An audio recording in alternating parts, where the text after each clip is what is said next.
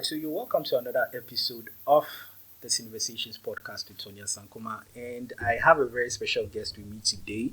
I'm sure you already know by the title of this video.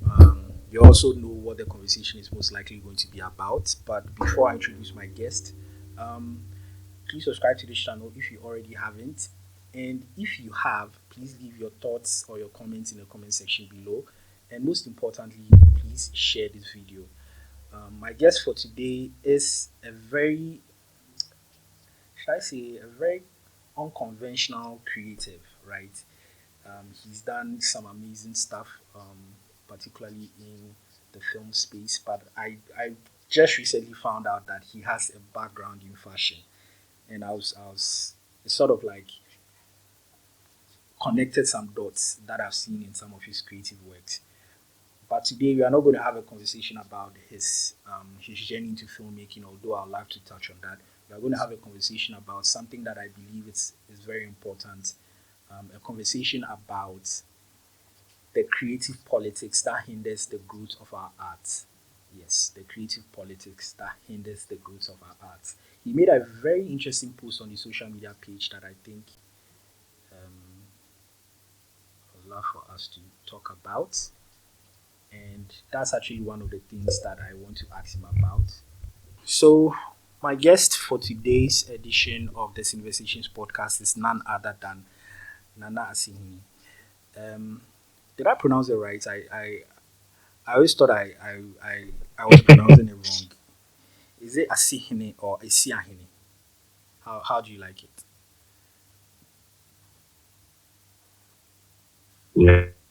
Yeah. And so it's yeah, oh God, don't be all suffering. But yeah, but it's cool. It's cool. Okay. All right. Awesome. Well, thank you for joining me on the CineVersations podcast. I know we were supposed to have this conversation.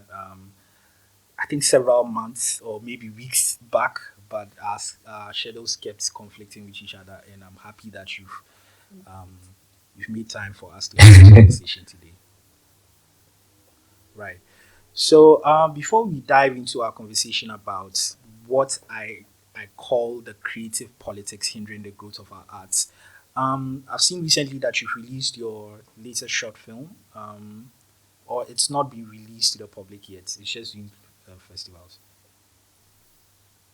Yes, it's not really released to the public. It's in film festivals, a few screenings here and there. But we'll definitely release it to the public soon because we're working on other short films that will go into the cycle of film festivals. So this can be released publicly. Okay. Okay. I think that makes sense. And so far, how's the reception been like for it? I think it's been good. It's interesting hearing what people think about the films, especially the topics, how it makes them feel, the conversations it brings up. And for me, it's it's like a win because as a filmmaker, I want to be able to spark and question people, and not always laugh, haha, but Mm, sometimes make us think. yeah. Because I believe as creatives, we have a responsibility to use what we do to change the world. Mm. I agree too. I always like it when I mean, yeah, I've been an advocate for us making films that are conversation worthy, films that don't just entertain us, films that actually like force us to have certain conversations or um, sort of like change our thought process. So, and yeah, I think you have one of those films, and I can't wait for many more people to get to see it. Yeah. So, what other festivals are we hoping that it gets into? You've done quite a Um, number. Quite a number. We have about, I think the film you're talking about is Wrong Way. It has about Yes, something like 8 or 9 festivals 8 or 9 and a number of festivals. screenings. Yeah, yeah. Um, I'm itching to work on new ones, so I'm sure I'll just release into the public and then go back and do work on new ones. Yeah. All right, awesome. Okay, so let's just dive into our conversation. You made a very Yeah. interesting post on social media. All this while I was actually like buying time so I could find the post. I think I found the post on your wall now, and I'm going to read it briefly, and then we are going to have a conversation about it. So you said you made this post actually in July, and that's how long we've been wanting to do this conversation. And you said there are three generations of creatives alive in Ghana now, but I find it very intriguing that these generations are working separately, hoping to create a better industry and continually reinventing the wheel. There is an old generation always saying you don't know what we went through instead of passing down knowledge. There are several creatives in this generation that I approached that pushed me away a lot. Then there's the generation that was visionary and used the digital boom to their advantage and created a shift. They also guarded their success and didn't create enough opportunities for people who came after them. Then now there's this there's a new school who have created their own opportunities because no one accepted their mentality and are gradually shaping the creative industry. You may not agree, but that is true. Their work has been in spaces that yours hasn't been. Okay, so why can't these three generations work together and harness each other's strengths and learn from the weakness of each other? Never has Ghana had such amazing talent than now. If you think you are an amazing director, trust me, there's an 18-year-old kid who is 50 times better than you can ever be. They grew up on things that have made them special, but you have the opportunities and you control the space. You can continue to guard it because you want more money, or you can learn, or you can lean in and embrace each other. Work together so you would remain relevant or fade away quickly because the experience from the predecessors, the greats of the generation in control now, and the amazing skill sets of the now generation is the perfect recipe for success. We haven't created a space for young creatives to thrive in, but we are complaining the young ones are not reliable. Did you create a chance for them? Were you patient enough to understand their nuances and strengths? Never have we had more creative people with policy bias and understanding than now. This is the time to take action. Proper action that benefits the creative industry. The creative politics must stop. And then you ended with me cry, I'm too passionate. Let me just shut up. Wow. Interesting. My first question to you would be what triggered this post? Because it sounds like it was a post that was not inspired, but it was triggered by something. What inspired? Well, no. What triggered this post? Because it seemed more like something that was Triggered. triggered and not inspired. Yeah. Yeah. So I guess I wake up every morning with thoughts in my head. And this particular post, I think I went to a 50th birthday party of somebody who's been like a mentor to me. He's called William. Mhm. And when we were at the party, I was talking to another person who's also been like a mentor to me.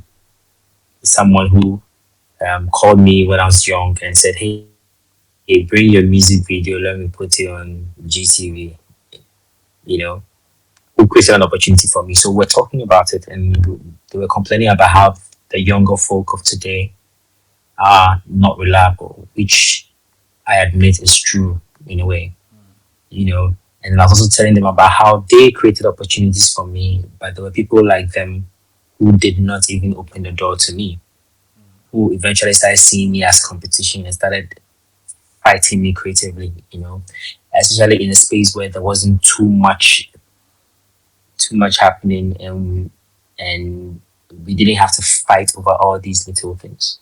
You know, so that's what sparked the conversation about the post. And I sit in a place where I have a lot of young people come to me and go like, "Oh, Charlie, I want to learn this." You know, and a lot of them are in the music video space. I used to do a lot of music videos, and it got to a time I stopped doing music videos. Now there are these young people doing music videos. As it stands right now, if I tell someone I want to shoot a music video, they ask me, who are you? What have you shot before? Mhm. You know? So it's like there's all these cycles happening, but I feel like at every point in time, every generation fades off, maybe because they don't document what they did, but then they fade off, and a new generation comes up not knowing what the first generation did, and they feel like, okay, let's change the country, let's change the creative space. But those who came before took steps.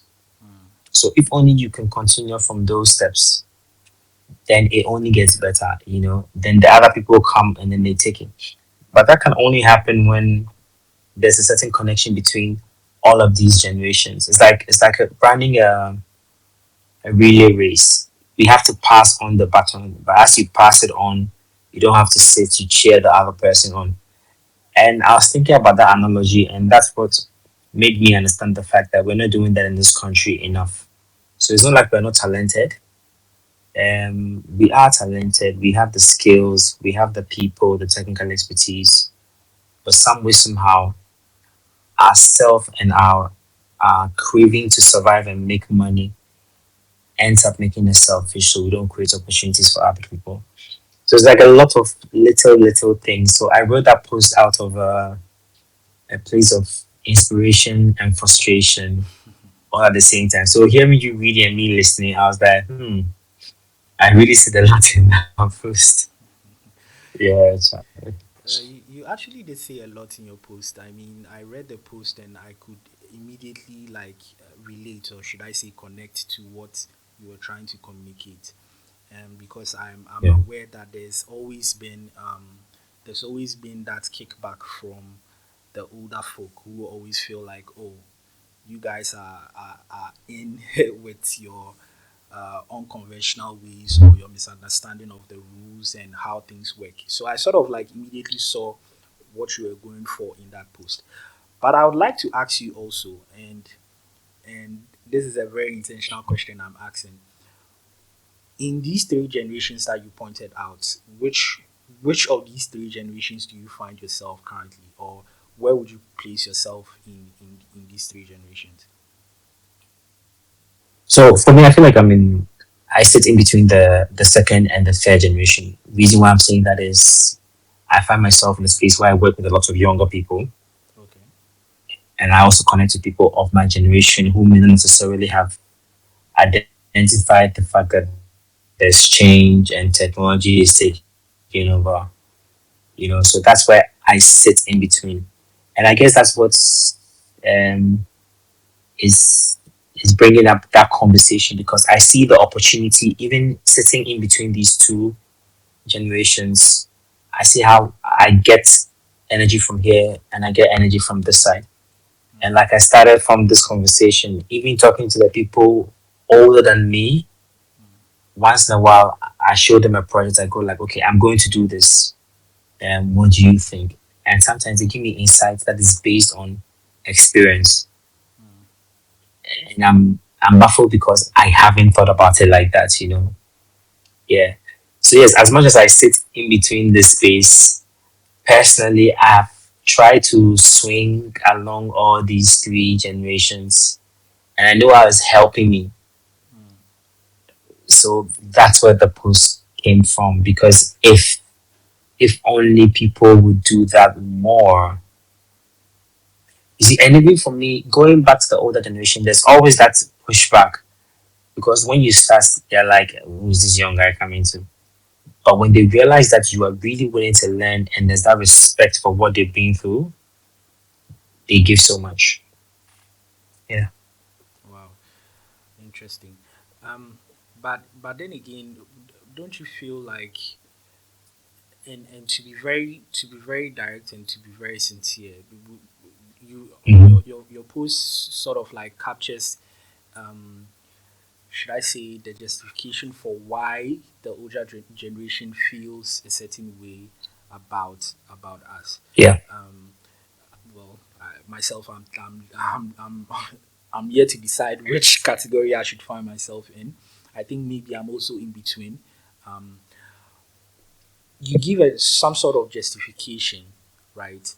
But I'm forced to ask: Is it some form of a deliberate or a very intentional, um, choice by the older generation alone, because you pointed out that maybe because they are making money or they are at the point where they have made money, is it just that, or it's just something that has to do with human nature, as in the older folk always want to feel like they are better or they are more experienced, than, where would you place it? Is it just about the money, or would you say it's just a human thing? And I have a reason for asking this.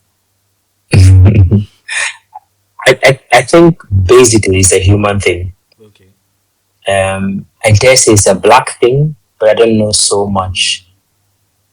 mm, Um, Also because our culture is steeped in certain values that uplifts the older people, which in itself is not a bad thing, it's a good thing. mm. But because we grew up like that, our default is like that. So the older people expect it, so that's what makes it natural. But then in expecting and being in a state where they are making money, how then do you want them to give up the money they're They're making making, yeah, to you who they see as a threat, which they shouldn't see, yeah. They shouldn't see as a threat. I but they absolutely, do. yeah, absolutely. Exactly. I see that. The reason why I asked this question would have to do with the fact that I also feel like there's some, there's also some very, should I say, very deliberate or condescending behavior or characteristic of the younger generation that feels like, okay, it's our time, we are obviously better, we are obviously in tune with what's trending or what is technology. And I guess maybe that is also um part of the problem, as because it makes it, there are certain younger generation or younger people who are part of the younger generation that are not entirely enthused about collaborating with older people, right? Or you don't see that also as part of the problems. I think that's also true. And you can't blame them. Like you said, every generation can find justification for how they are, and they'll be right. And you can't say that they are wrong. So that is the truth. And that's also based on the fact that they have probably approached older people or tried to work with older people and they got pushback. So you can't blame them for not wanting to lean into um, projects with the older people, etc. So they are justified. You see, and I feel like there has to be that general understanding of what experience brings and what youthful exuberance brings, Right. and what the perfect mixture can bring to a creative industry like ours that's struggling to find its feet and find systems for it. Because the systems and the experience is on one side, Yeah. and the amazing creativity, color, and youthful exuberance is on one side. Right. So till we put together that feeling of justification, this collaboration, if I mean, for lack of a better word, this collaboration will not happen. Like I'll give an example. I'm currently working on a feature film, and it's four production companies, Wow. four production companies in this small country of ours, Wow. because we've come to understand that each production company brings something that the other does not have. Yeah,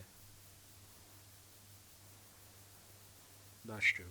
One is very theater leaning, one is very technical, and then there's one is art direction leaning, and one is cinematography leaning, and we've come together. Wow. That sort of like dovetails me into my next question, because I'm eager to know what does this you mentioned in your post that there's the need for a collaborative like effort between these three generations, and my next question for you was going to be, what does that look like? What does that creative collaboration looks like for these three generations? What does it entail essentially? who has to something has to give, who has to push and who has to give. Yes. From your perspective, what does that Yes. look like? I think it's first having a sense of what the future can look like, Hmm. and it has to be almost tangible for us to see. Okay, this is doable. Hmm. Then everybody looks into that future and extracts what they want from it. Maybe me, I want fame. Hmm. Somebody wants money. Somebody wants recognition. Somebody wants this. We can all look into it, and then we step back and figure out, okay, so how do we get there? Because the journey is like, maybe we're going to walk through 5 doors. I have the key to door one, you have the key to door two. But before we take that step, we need to probably fight. The fighting has to happen. And then we all have to give a little bit of ourselves. We all have to sacrifice a bit. Because the moment we align, then we can move fast and make money fast and get the fame fast and all of that. But if we're not able to go over the first lane of friction, it won't happen. Wow, interesting. We would have to fight. There has to be some button of heads, and something has to eventually give. So, would you say that for the new project that you mentioned, are you Yeah. working with? You mentioned that in all it's about four production companies. Is it production companies that are like that cut across these three generations? In like you pointed out, so it's just production companies that, or should I say, your peers or your contemporaries? I would say it cuts across two of the sectors.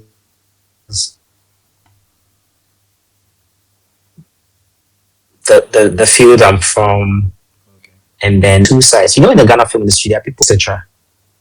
And then there's the indie film people too from one side. Mm.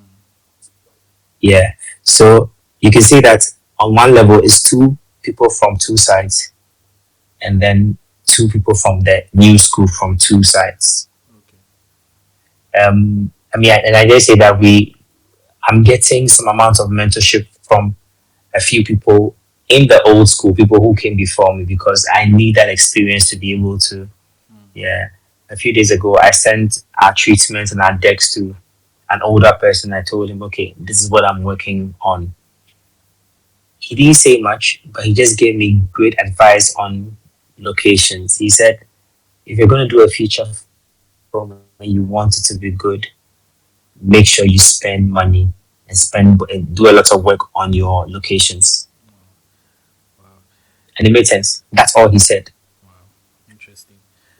I've seen just because you mentioned location, I have seen your post about issues you're facing with securing location for your production, but Yeah.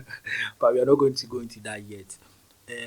My next question, or I mean, in line with what you're saying about the collaboration between the several generations, um, I'm getting the impression that the problem in itself is not just something that has to do with the production, or should I say the making of films alone. As in, um, there seems to be, from my perspective, even as a film journalist or someone that speaks about film, I noticed that there's also that same disconnect when it comes to things like marketing, things like even promotion and distribution of film. Um, so I'm thinking of it this way. Currently, for instance, and I'm sending the conversation in that direction, particularly distribution. Currently, there is no company in Ghana that understands the times and the present ways of distributing film, right? When you talk about film distribution in Ghana, everybody's mind goes to the days of Opera Square and the Despites and then the BA Banfos and Yeah. the likes. There's no single Yeah.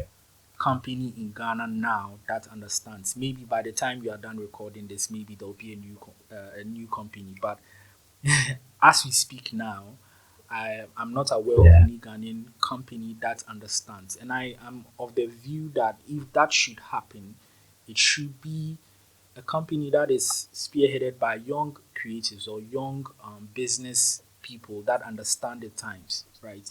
So I just had to highlight that because I want people who are watching this to understand that that disconnect is not just in the creative process of film, but it's also in Yeah. um, the business side of film, right? So you've talked a bit about how we can fix the problem or what that collaboration looks like. I'm also eager to know if you are being realistic, if that collaboration happens, what are some of the challenges that we should expect? Bear in mind, you already said that there has to be some button of heads, right? Yeah. So Yeah. from your experience or from your perspective, what do you think would be some of the challenges that we should expect on the back of these three generations cross collaborating? Yeah. Okay. I mean, one of the things I'll say is, like for me personally, one of the things I've learned is if you want to thrive in a collaboration, you need to give something. And most of the time, you lose a part of what you are guarding, right? So that's where it starts.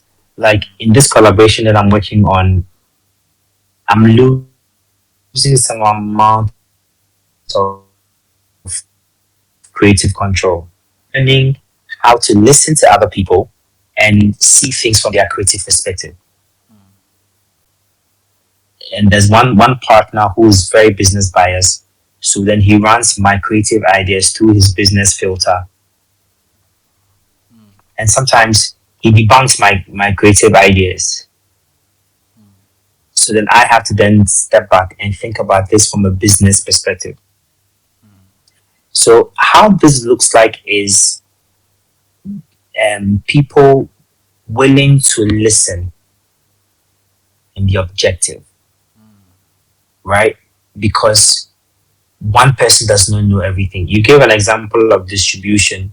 yeah, We've had conversations of distribution, and you made an example of if a company is going to go into distribution, it needs to be a company that understands the times. yeah, I know people in Ghana who understand distribution, but they can't probably set up a company or implement because the people around them do not understand. okay, So if they meet someone like me who has a certain level of understanding, then there'll be that growth. Exactly. So it will take some giving back and forth, and that's what it looks like. In the beginning, it's not going to be easy, but nothing good comes easy. Nothing. wow. Nothing good comes easy. I absolutely agree on that. I can imagine the tussle that comes with, I mean, dealing with um, someone that is approaching your creative ideas from a business perspective and not necessarily willing to also put on a creative lens to understand why this creative is choosing to tell this story or choosing to tell this story this way. I Yeah. and whilst you were speaking, my mind went back to a time where somebody actually reached out to me for collaboration, and I got scared. I got scared because I felt like okay, this person was coming in with years of um, should I say experience age wise because they had been around much longer than I have been, and and what she said that reminded me of that post was or reminded me of that situation that I was in was because I was made aware that I would have to give away some creative control of everything that I do. So if I had gone into that partnership or that collaboration, probably they would tell me, "Don't do this interview with, don't do this interview with Nana Asihene. Go and interview this other person." And I felt like, no, I only want to have conversations with people that I personally want to have conversations with, people that I feel like um, talking to. So I can understand Yeah. that that would be one of the challenges Yeah. that Let me add something. yeah. So I feel like another thing prerequisite of a collaboration is the people coming on board need to be good at what they are like what they do. They need to be very good at it, and and they should have carved a certain niche for themselves or a certain reputation for themselves, so that when their A plus work meets somebody's A plus work, then it begins to grow. I don't think collaboration happens or can happen properly among people who are not organized, people who are not skilled, people who are not good at what they are. They will they will start fighting from the beginning. So that's one of the prerequisites. Let's get better at what we do, and then we can link up with other people who are good at what they do. So essentially, like, let's say, I use this example and they say I will get better at marketing and distribution of film, and then you get better at actually making and executing the film. That's what you're saying, right? Yeah, yeah, yeah, yeah. And then I can give you insight from my angle that helps your marketing, and you do vice versa. So when we are going, we have two keys, so we are likely to be able to open the door. Yeah. Yeah, that absolutely makes a lot of sense. I think another thing that we also probably have to be aware of, and I usually say this to people whenever we have industry conversations, that a lot of these problems are not fixed overnight. Like, Yep. it will probably take years of these three generations collaborating back and forth for it to actually make sense. There would have to be some. Yeah. I guess it will take about the next 10 years Mm, for us to put in the work, because know that the older generation will fade away. yeah. Nobody lives forever, and then it continues. I mean, something interesting. I like what the board chairman of the NFA said at the National Film Dialogue. He said, "If only we could target 1% of the Ghanaian audience as our audience for film," and I think that's a great start. If only we would target, because if we are 35 million and we're targeting 350,000 people, if I have 100,000 people watching my film for 50 Ghana cities or less, Yeah. yeah, So I also want to use the mobile money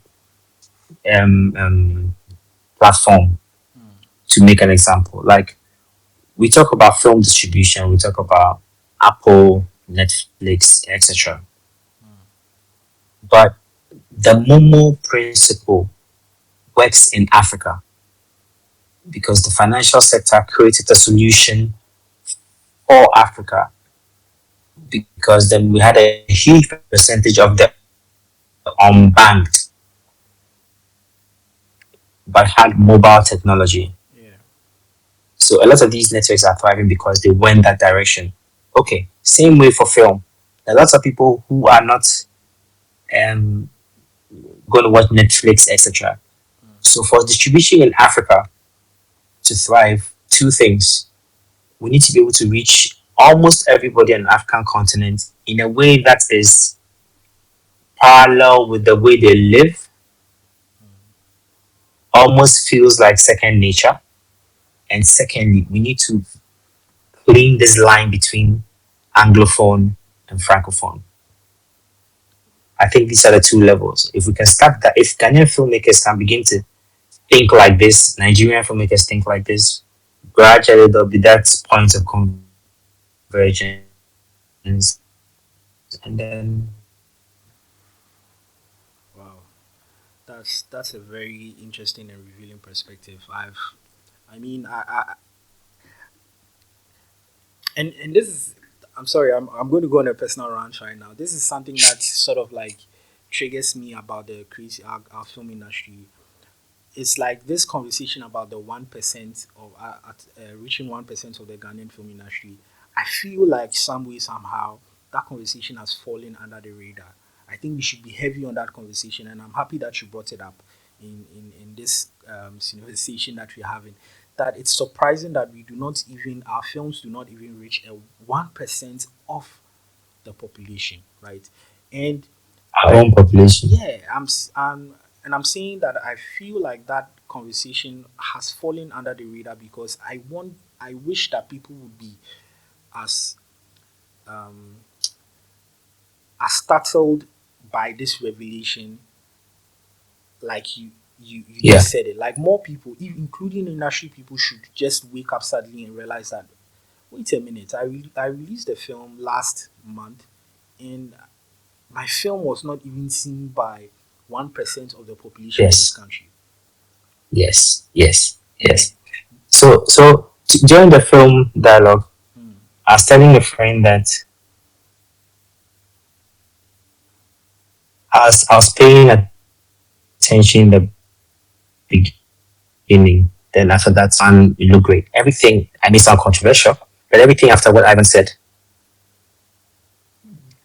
didn't really bring any progress.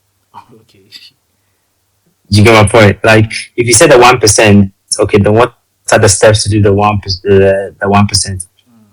What's the distribution angle to that? What role are the producers doing? What role are this doing? So we'll leave that place with that sort of like a focused roadmap thing. as to how you are going to get to that 1%. Ex- ex- exactly. And the thing is, if you go into a town where they don't have shoes to wear and you import Charlie, then you are in business because you know your market is there. Yeah. If you are going to bring sandals, you need to cultivate them, teach them, oh, sandals is nice at this and this. The film industry isn't cultivating the taste buds of their target market. Yeah, if I'm selling something, I need to make sure my audience likes the taste of that. So if I'm not cultivating that, then what's the point? It means I'm not building my market. So do Ghanaians like Ghanaian films? Why don't they like Ghanaian films? What would they rather see? Those are the hard questions we need to ask, and we need to ask it and solve it from a creative perspective, social perspective, cultural perspective, policy perspective. Is the 20% of the problem that when it's solved would bring the 80% of the happiness or the solutions that we want. That's quite interesting. Um, I like I like the like I mean I like the fact that you pointed out that the conversation after most of what Ivan said didn't sort of like paint a roadmap to exactly how you are going to reach that 1%. And that is one of the things that I wish that like the conversation should have not just ended there. It had that conversation should have gone on to a point where everybody is talking about it. Radio and TV is talking about it. The media essentially is talking about it. The industry people essentially are going on their social media platforms and talking about the fact that we have to be deliberate about reaching that 1% because it's quite disheartening that 1%. Wow, that's crazy. That's a But strategy we need to take up and be serious about. Yeah. yes, yes. But also, I mean, again, I'm here listening to this, what you're saying, and I'm like, okay, we've hit exactly where this conversation started again. Because I'm feeling like, for someone like Ivan, he's from that other generation, right? And maybe their approach or their understanding for what the film industry looks like now might be different. Okay, so maybe that could be what really is the problem, and that's how come he. Yeah. What do you think about that? Oh, I'm just reaching. Well, the thing is, Ivan, can you hear me? Yeah, I can hear you. Yeah. So Ivan then came up with a solution. It's a 1%, Hmm. and that's what wisdom does. So everybody on the board of NFA may be of a certain age, a certain level of experience. So Mm, that's wisdom, mm, but they can't implement it. mm, mm, They need the young blood like mine and yours to carry it and run with it. So then again, I ask, maybe the board of NFA should be surrounded by younger people who are willing to work. Maybe the NFA shouldn't be politically appointed. Maybe the leader of the NFA shouldn't go out when a new government goes out. So maybe they should stay 2 more years. So we begin to understand that this film is not political. It's our life.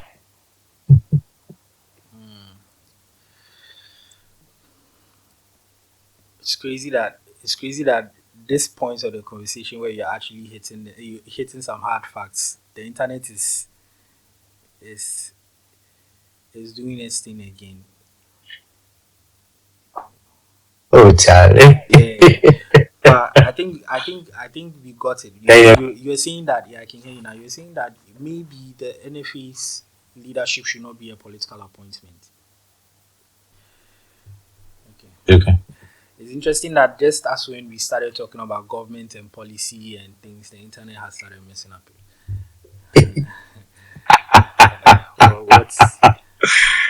what a strange coincidence. But yeah, yeah, you were saying something about Yeah. your thoughts on the NFA not being a government appointed office.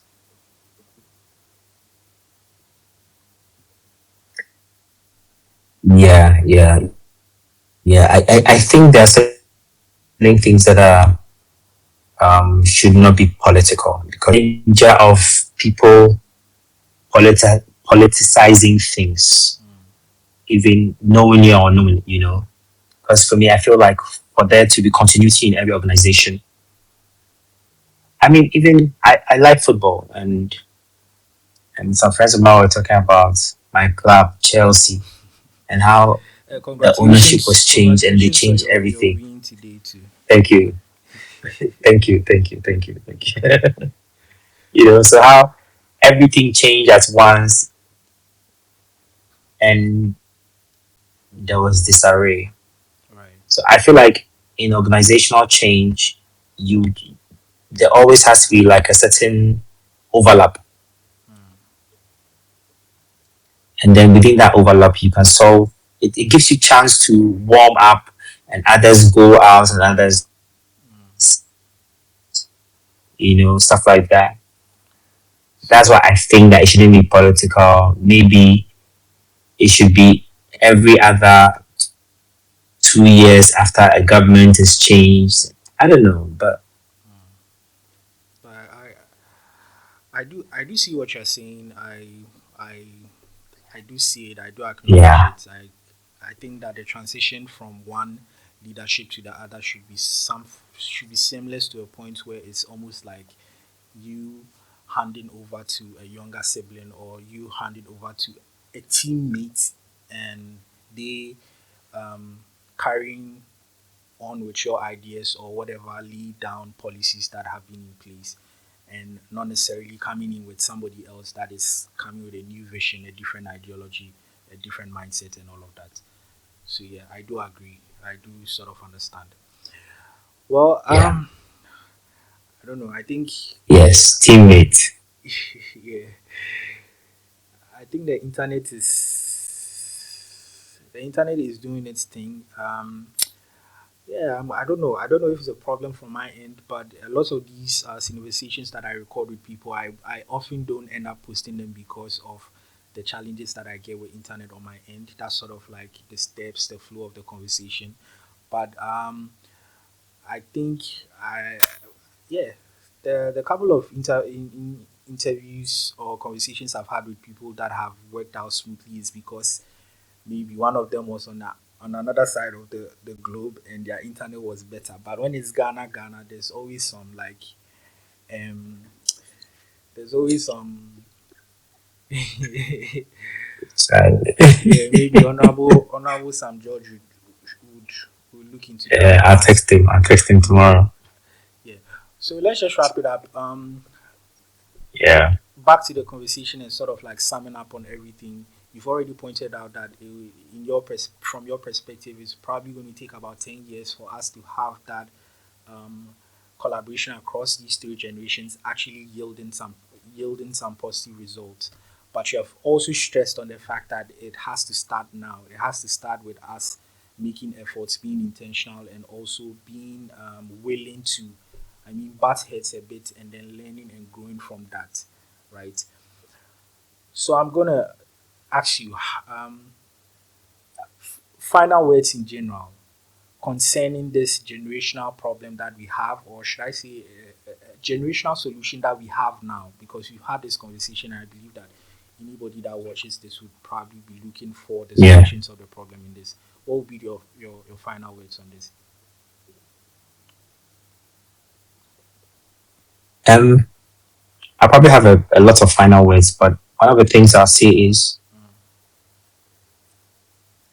a hack my friends and I have found in collaboration is that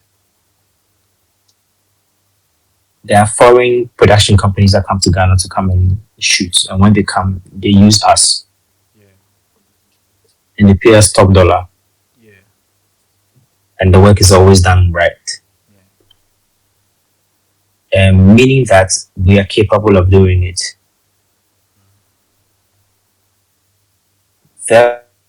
Therefore, if 10 of you can come together and put together a project, that's 10%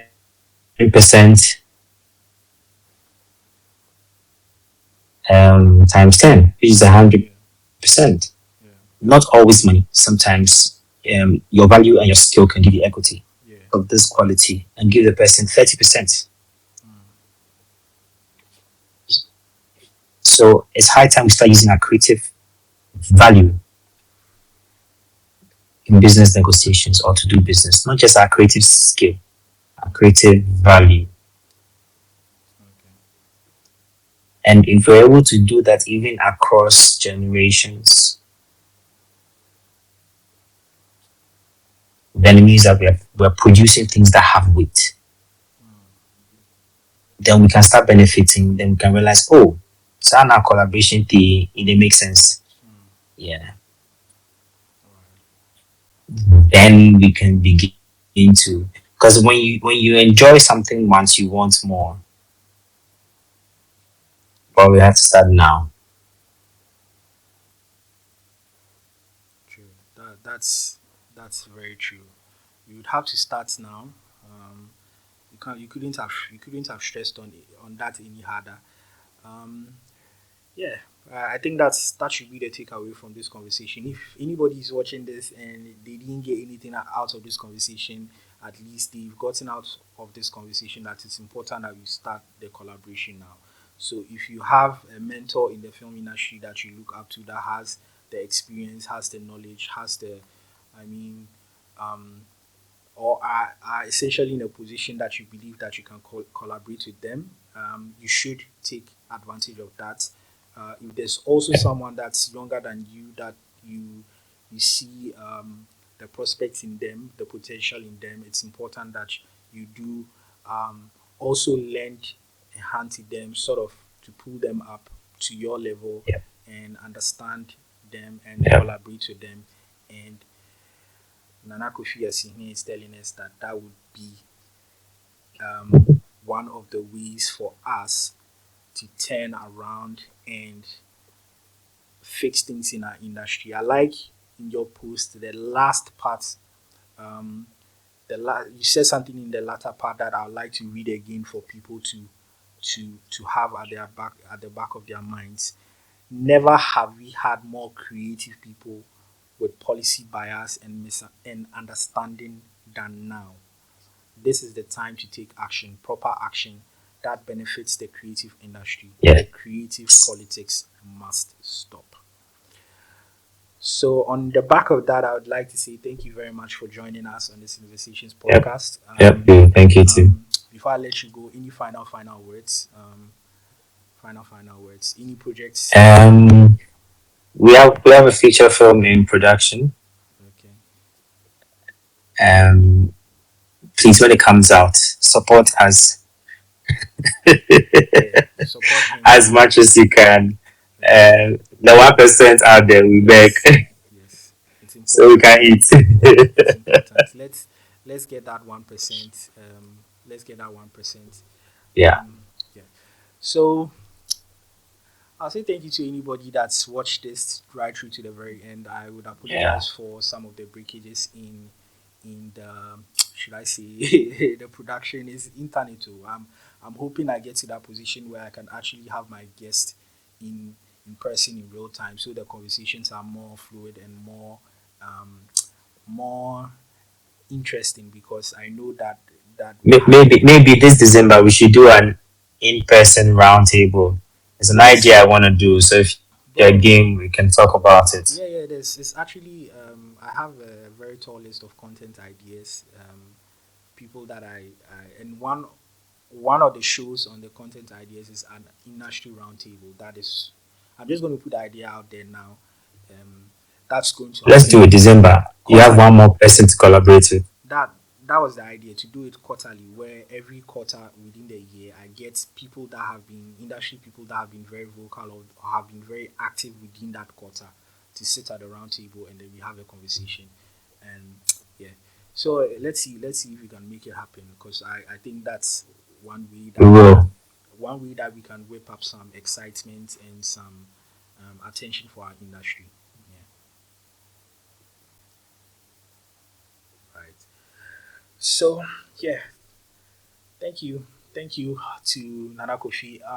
Yeah, if you watch this and you like this, please subscribe to the channel. If you already haven't, leave a comment in the comment section.